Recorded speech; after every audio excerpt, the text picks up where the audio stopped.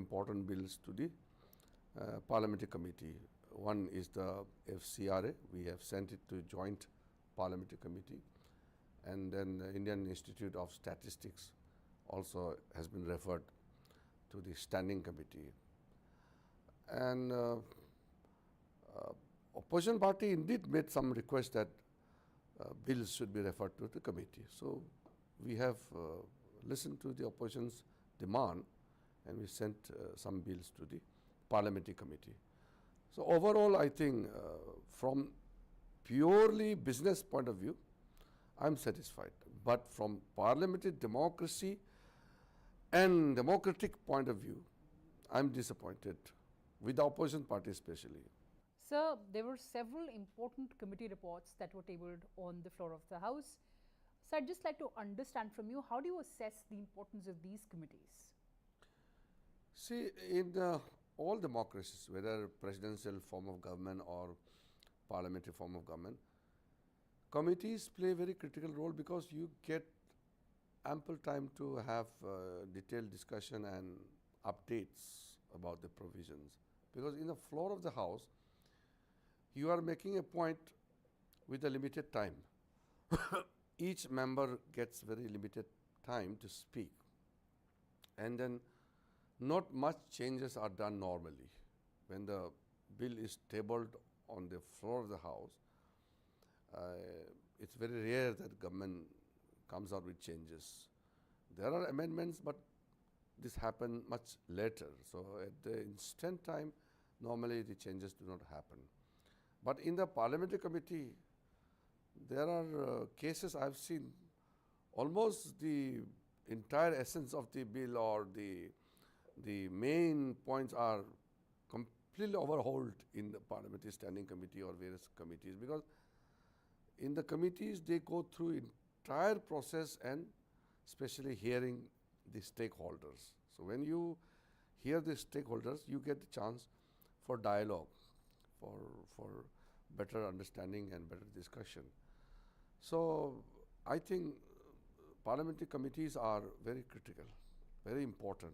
Of course, in parliamentary democracy, the ministers do not attend the standing committees or JPC. They can summon ministers, they can summon the officers.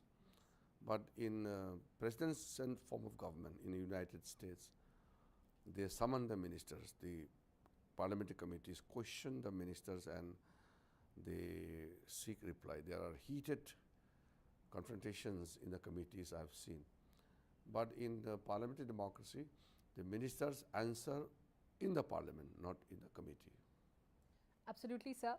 And another major transformation that we are witnessing in Parliament of India is the digitalization and use of AI. As Parliamentary Affairs Minister, how do you see the future of this digital journey that we've undertaken? First of all, digital campaign launched by Prime Minister Narendra Modi ji has made a great impact across the institutions. So in the legislature, the parliament and all the assemblies have made some transformational changes. All the assemblies are also almost digital. Few assemblies are left, or I can say 2 or 3, like West Bengal. Sure. I went last time and we had a MOU. So West Bengal Assembly is also going to be completely digital. Parliament is already digital. All the informations are instantly available in your tabletop or in your mobile phone. So in terms of digitalization of the parliamentary system, we are almost complete. And with regards to AI, we are at a beginning stage, but AI use has to be extremely careful, especially in the legislative business. How we have to use AI in transforming the parliamentary democracy, it's a big subject where we need more deliberation. But ultimately AI is going to impact everybody's life. And as I said, information available in written are extremely useful. And when they are easily available, But then when you take the assistance of the AI, then you have to ensure that it doesn't lead to any distortion or misinformation.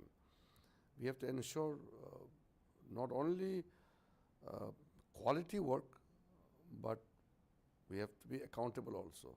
Absolutely, sir.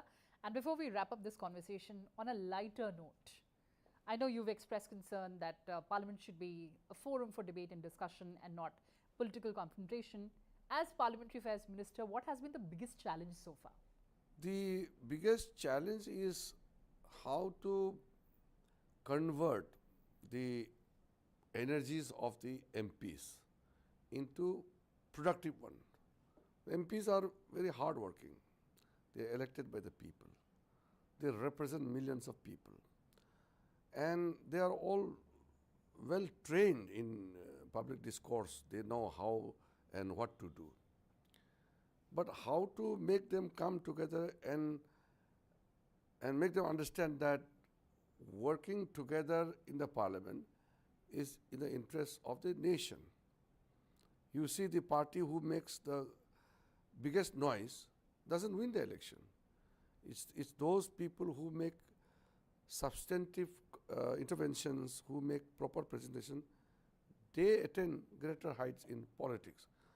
So my personal take as a parliamentary affairs minister is that if an MP desires to have a long parliamentary career, successful parliamentarian, then one must perform on the floor of the house in the parliament, not shouting slogans, showing placards and creating ruckus or cracking crass jokes and making the parliament complex as a protest site.